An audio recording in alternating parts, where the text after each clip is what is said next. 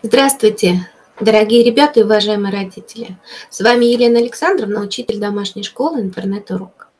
Мы продолжаем работать по произведениям, которые даются в нашем учебнике. Рассмотрим произведение Виктора Астафьева «Стрижонок Скрип» и обобщим материалы, которые связаны с этой темой «Природа и мы». Но сначала давайте обратимся к биографии писателя. Виктор Петрович родился в 1924 году в небольшом селе Овсянка. Еще когда Виктор был ребенком, его отца арестовали, а мать умерла во время одной из поездок к мужу. Детство Виктор Астафьев провел с бабушкой и дедом. Об этом времени у писателя осталось много светлых воспоминаний, которые позже он описал в автобиографии. Как отец вышел из тюрьмы, женился, семья переехала в Красноярский край. Отец попадает в больницу, и новая семья отворачивается от Виктора. И он оказывается в буквальном смысле на улицу. Был даже направлен в детский дом. Во время войны добровольцем уходит на фронт, учится военному делу, отправляется воевать, видит, какие события происходят на войне, и до конца войны был обычным рядовым солдатом. Был удостоен медали за отвагу, ордена Красной Звезды. Когда война закончилась, Астафьев женился и вместе поселились в Тверской области. Он по профессии был и слесарем, и учителем, и работал даже на мясокомбинате. Однако, кроме работы, Виктор интересовался литературой, был постоянным членом литературного кружка. Он создал ряд таких произведений, как «Стародуб», «Как хочется жить», «Из тихого света», «Веселый солдат», «Васюткино озеро», «Царь-рыба». В сборник «Последний поклон» вошли биографические рассказы Астафьева о жизни в сибирской деревне, которые он писал для детей. Виктор Петрович Астафьев – признательный мастер, знающий и чувствующий природу, требующий бережного к ней отношения. Тема природы и человека в той или иной мере звучит во всех его произведениях. С помощью ее Астафьев стремится решить важные проблемы времени, пробуждать в человеке чувство сострадания.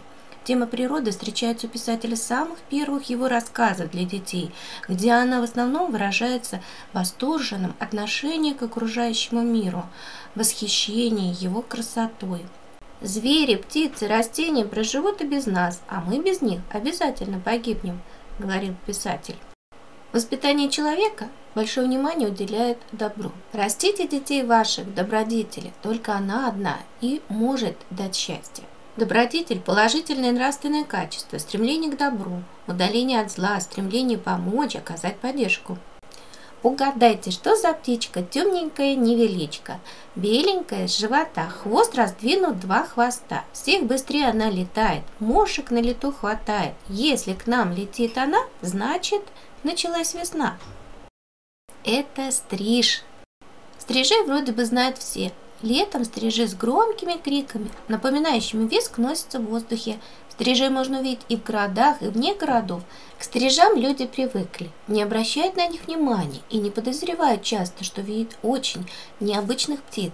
Стрижи, их в семействе 69 видов, похожи на ласточек, но отличить их можно по более узким крыльям, по менее маневренному полету и по быстроте.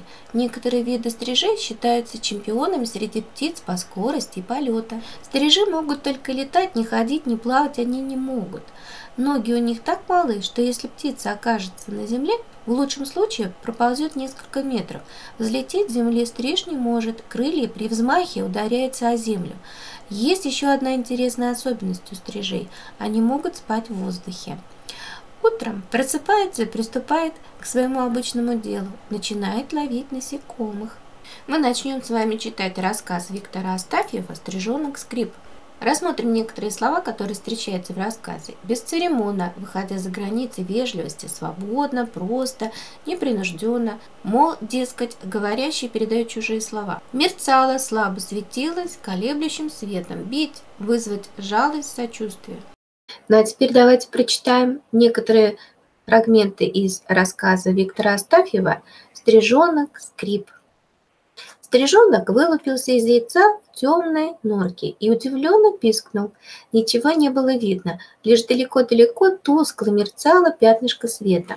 Стрижонок испугался этого света, плотнее приник к теплой и мягкой маме стрижихе. Она прижала его к крылышком к себе.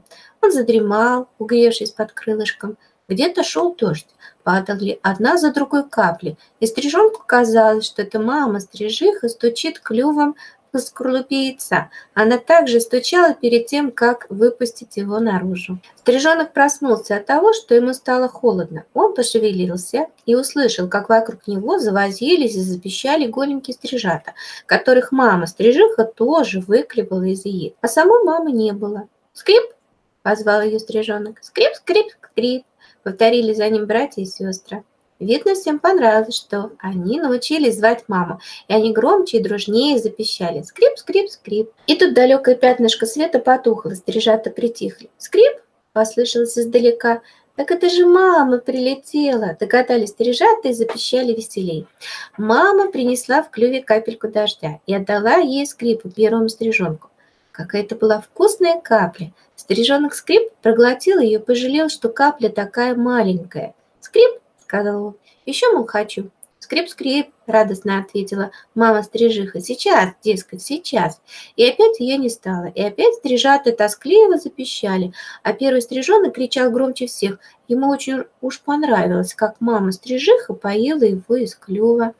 И когда снова закрылся свет вдали, он, что было духу, закричал «Скрип!» и даже полез навстречу маме, но тут же был откинут крылом на место, да так бесцеремонно, что чуть был кверху лапами не опрокинулся. И каплю вторую мама-стрижиха отдала не ему, а другому стрижонку. Обидно. Примолк стрижонок Скрип, рассердился на маму и братьев с сестренками, которые тоже, оказывается, хотели пить. Когда мама принесла мушку, дала ее другому стрижонку, Скрип попытался отнять ее. Тогда мама-стрижиха так долбанула Скрипа клювом по голове, что у него пропала всякая охота отбирать еду у других. Понял стрижонок, какая у них серьезная и строгая мама, ее не разжалобишь писком. Так начал жить в норке стрижонок Скрип вместе с братьями и сестрами. То есть мама относилась к ним одинаково. Они же были для нее все равны. Таких норок в глиняном берегу над рекой было очень много. В каждой норке жили стрижата, а точнее ласточки-береговушки.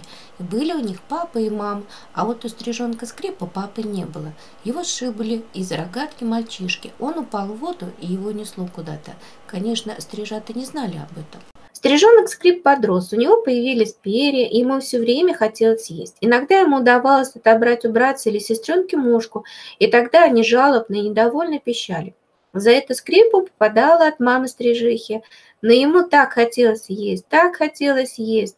Еще ему хотелось выглянуть из норки и посмотреть, что же оно там такое. Дальше это пятнышко света, откуда мама-стрижиха приносит еду и ветреные запахи на крыльях. Пополз стрижонок Скрип, и чем дальше он полз, перебирая слабыми лапками, тем больше и ярче делался свет. Боязно. Но Скрип был храбрый стрижонок. Он полз и полз. Наверное, он выпал бы из норки и разбился, как разбиваются такие вот неразумные птенцы. Но тут появилась мама-стрижиха, схватила его, уволокла вглубь норки и раз его клювом по голове, сказала сердито Скрип-скрип, и еще по голове, и еще по голове. Очень рассердилась мама-стрижиха, очень сильно била Скрипа. Должно быть, там за норкой опасно. Раз мама-стрижиха так волнуется, конечно, откуда Скрипу было знать, сколько врагов у маленьких проворных стрижей. Сидит на вершине березы страшно быстрый сокол и подстерегает их. Скоком-прыгом подходит к норкам клюватая ворона. Тихо ползет меж камней черная гадюка. Побольше подрос Скрип, догадываться стал об этом. Ему делалось жутко, когда там, за норкой, раздавались пронзительные тюи. Тогда мама-стрижиха бросала все, даже мушку или каплю воды, и тоже, крикнув грозно тюи, мчалась из норки. И все стрижи с криком тюи высыпали из норок и набрасывались на врага. Пусть этот враг хоть сокол, хоть коршун, хоть кто, пусть он хоть 100 раз больше стрижей, они все равно не боялись его. Дружно налетали стрижи, все как один. Коршун и ворона скорее убирались в лес, а гадюка пряталась под камнями и со страху шипела. Однажды мама-стрижиха вылетела на битву с врагом, разбойником Соколом. Сокол был не только быстрый, но и хитрый. Он сделал вид, что отступает. Вожак стрижей, белое брюшко, дал отбой, крикнув победоносно Тюи. Но мама-стрижиха еще гналась за соколом, чтобы уж навсегда отвадить его летать к стрижиным норам.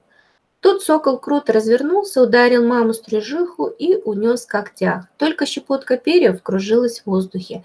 Перья упали в воду, их унесло. Долго ждал стриженок Скрип маму. Он звал ее, и братцы, и сестренки тоже звали. Мама-стрижиха не появлялась, не приносила еду. Дальше нам рассказывает автор о том, как Скрип возмужал, стал сам летать. Это вы прочитайте. Какие-то фрагменты мы с вами рассматриваем. И чем же завершается этот рассказ? Стал ждать, сам не зная чего, и в конце августа на рассвете вдруг услышит призывный голос вожака Белая Плюшка. «Тюи!» — крикнул вожак. В голосе его на этот раз не было угрозы, он звал в отлет. Взмыл Скрип и видит, все небо клубится, тучи, стрижи летят к горизонту. «Тюи!» — звал вожак. И стайка Скрипа помчалась вдаль. Стрижей было так много, что они почти заслонили с собой разгорающуюся в небе зарю. «Скрип, скрип!» — тревожно и тоскливо кричали стрижи, прощаясь на следующее лето с родным краем. «Скрип! До свидания!» — крикнул стрижонок Скрип и помчался за леса, за горы, за край земли. «До свидания, Скрип, до свидания! Прилетай к нам в норку!» — кричал вслед Скрипу мальчишки-рыбаки. Стрижи улетают в одну ночь и уносят с собой лето. Прилетают они в одну ночь и приносят с собой лето. Скучно без стрижей на реке. Чего-то не хватает. Где ты, маленький Скрип? В каких краях и странах? Возвращайся скорее, приноси нам на крыльях лето. Вот такой рассказ. Вы прочитаете его самостоятельно весь. Мы рассматривали какие-то фрагменты, но теперь давайте проанализируем. Как автор показывает нам самого стрижонка, какие элементы описания он использует для того, чтобы передать не только внешность, но и внутренний мир. Показать, что все-таки животные, птицы, они ведь тоже о чем-то думают, мечтают, как-то развиваются. Автором поднимается тема материнской любви. Он использует такие прилагательные, как теплое, мягкое, заботливое, строгое, серьезное, хорошее. Но какие действия? Принесла, воспитывала, оберегала, долбанула, прижала, отдала, откинула, защищала. Стрижонок Скрип голодный, храбрый, любопытный, догадливый, молодой, стремительный, сильный. Такие эпитеты встречаются у Астафьева в рассказе. И автор нам говорит об уроках жизни, которые получает главный герой. Рассказ можно разбить на несколько частей. Рождение Скрипа, стрижата одни, возвращение мамы домой, кормление птенцов, Скрип обижен, жизнь семьи стрижей. Автором поднимается тема дружбы, взаимовыручки и поддержки. Но Скрип еще не знал, какой дружный народ стрижи. Ночью к ним нырнул вожак Белая Плюшка, пощекотал птенцов клювом, обнял их крыльями, и они пригрелись, уснули. А когда расцвело, в норку к Скрипу наведала соседка-стрижиха и принесла большого комара. Потом залетели еще стрижи и стрижихи и приносили еду и капли воды. А на ночь к осиротевшим стрижатам снова прилетел вожак Белая Брюшка. Не только мама-стрижиха растила сына в добродетели, то есть с любовью, но и все стрижи проявляют взаимовыручку, стремятся друг другу помочь, выкармливают осиротевших птенцов. Писатель рассказывает о птицах, как будто говорит о человеке, употребляет слово «народ». Такие качества проявляются по отношению к Скрипу и его братьям: терпение, сострадание, забота, милосердие, доброта, сочувствие. Стрижи для Скрипа стали семьей. Автор рисует еще один случай встречи человека и стрижа. Неподалеку рыбачили мальчишки. Они пришли к стрижиному яру. Один мальчишка засунул руку в норку и вынул Скрипа. Что только пережил Скрип, пока его держали в руках и поглаживали, как ему казалось, громадными пальцами. Но ничего, попались ребятишки хорошие, выпустили Скрипа. Он полетел над рекой, со страху крикнул: «Тюи!» Все стрижи высыпали из норок. Глядят, никого нет. Ребятишки уже ушли, сокол не летает. Чуть было не побили стрижи Скрипа, но пожалели, молодой еще. Взгляд со стороны птиц показывает взаимоотношения в семье стрижей и даже необычное поведение. И вот за все это время что перенял Скрип? от мамы. Тепло, радость, защищенность, любовь. От других стрижей белое брюшко, соседка стрижиха, стрижи-стрижихи. Уважение, благодарность, дружелюбие, сплоченность, поддержку. От братьев и сестер рассерженность, соперничество, сплоченность. А от мальчишек страх, опасность. Какие уроки усвоил Скрип? Отбили охоту отнимать еду у других. Опасно вылезать из норки, риск разбиться. У маленьких птиц есть враги. Опасность должна сплачивать стаю. Без мамы холодно. Хорошо, когда умеешь летать. Необходимо трудиться, чтобы обезопасить себя. Как выжить и что для этого нужно? Давайте попробуем ответить на вопросы. Как называлось село, в котором родился Виктор Астафьев? Чем в первый раз накормила мама стрижиха? О каком виде стрижи идет речь в рассказе? Клич стрижей. Как звали вожака? В битве с кем погибла мама стрижиха? Я думаю, вы так ответили. На первый вопрос овсянка, на второй капелька дождя, на третий ласточки-бриковушки, четвертый туи, пятый белое брюшко, шестой сокол. Решите задание кроссворда. Автор рассказа «Стрижонок Скрип». 7. Я. Положительное нравственное качество – стремление к добру, удаление от зла, стремление помочь, оказать поддержку. Это что за качество? Имя, кличка главного героя рассказа Астафьева. Возможность нанесения вреда, ситуации разрушительного действия на окружающую среду, как по-другому называется? Писатель рассказывает о птицах, как будто говорит о человеке, употребляет слово.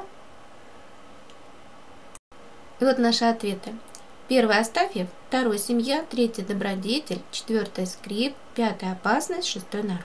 Виктор Астафьев рисовал красоту природы, животный мир, птиц, цветы, воздух, солнце, отдых людей на природе. И многие другие писатели тоже обращались к этой теме – человек и природа. Давайте вспомним и попробуем соединить автора с его произведением. Мамин сибиряк, Куприн, Астафьев, Чарушин, Пришвин. Рассказы «Выскочка», «Кабан», «Приемыш», «Стрижонок Скрип», «Барбос» и «Жулька». Проверяем. Мамин сибиряк, Приемыш, Куприн, Барбос и Жулька, Астафьев, Стрижонок Скрип, Чарушин, Кабан, Пришвин, Выскочка. С этими произведениями мы знакомились в разделе «Природа и мы». Помните первое произведение, которое открывает этот раздел «Природа и мы»? Это рассказ «Мамина сибиряка Приемыш» про лебедя. В каком произведении сорока лишилась хвоста? Это рассказ Михаила Пришвина «Выскочка». Этому герою пришлось учиться всему самому без помощи родителей. Стрижонку Скрипу из одноименного рассказа Виктора Астафьева. Они были разными, но дружба их была крепкой. Собаки из рассказа Куприна, Барбос и Жулька. И чему учат рассказы о животных? Человек не властелин природы, а ее часть, он сама природа. Если вы встретите бездомных собак, не будьте черствыми. Позвоните в собачий приют, укажите координаты брошенного животного или отвезите его туда. Дайте ему воды и что-нибудь съестное. Животные не хотят зла человека, они просто хотят выжить. Никогда не разоряйте птичьи гнезда, муравейники, норки животных. Читайте произведения животных, ведь такие книги интересны. Часто бывает, что животные намного благороднее человека, в них меньше зла, у них есть душа и точно у них есть чему поучиться. В жизни очень много встречается случаев, где животные разных видов, родов дружат между собой, поддерживают трудную минуту, помогают. Поэтому человек, часть природы, должен тоже помогать и поддерживать ее так, чтобы человеку не было стыдно за свои действия. У вас будет задание прочитать все произведения на странице 100-109, записать читательский дневник, автор, название, главный герой, главную мысль, идею авторскую, разделить текст на части, озаглавить каждую из них и записать план произведения. Кратко пересказать произведение, используя составленный план, прислать аудио или видео. Придумать и составить кроссворд к произведению «Стрижонок Скрип». Где-то 5 вопросов. Письменно ответить на вопрос 2 и 9 на странице 111-112. На этом мы остановимся. Будут вопросы, пожелания, пишите в общий чат. До новых встреч!